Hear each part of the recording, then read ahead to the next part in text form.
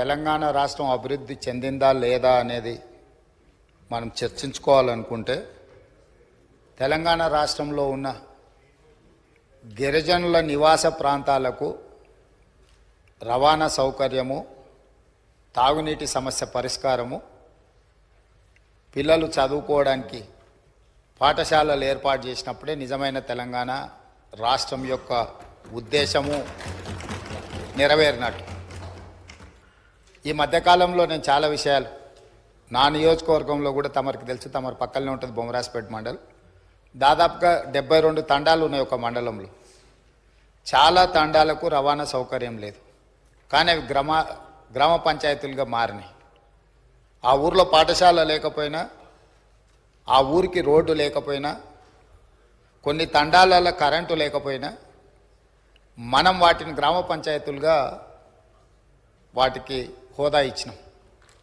అందుకే ఈ ప్రభుత్వం నిశితంగా గమనించి ఈ తెలంగాణ రాష్ట్రంలో ఉన్న అన్ని తండాలలో గ్రామ పంచాయతీలుగా రూపాంతరం చెందిన, గతంలోనే గ్రామ పంచాయతీలుగా ఉన్న తండాలకు ఖచ్చితంగా తండాల నుంచి మండల కేంద్రానికి 100% బీటీ రోడ్డు వెయ్యాలి అని మా ప్రభుత్వం నిర్ణయం తీసుకున్నది.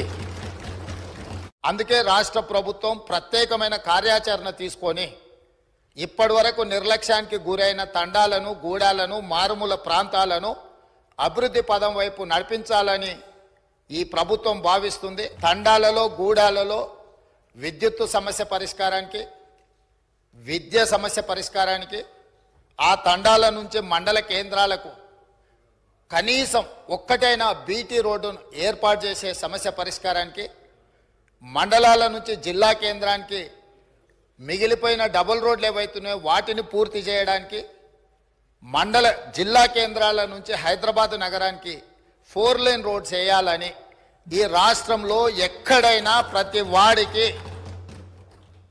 ఒక మంచి రవాణా సౌకర్యం ఏర్పాటు చేయడం ద్వారా ఇవాళ పేదవాళ్ళు కష్టపడి వాహనాలు కొనుక్కుంటున్నారు, కానీ సొంత ఊరికి పోవాలంటే రోడ్డు ఉండడం లేదు.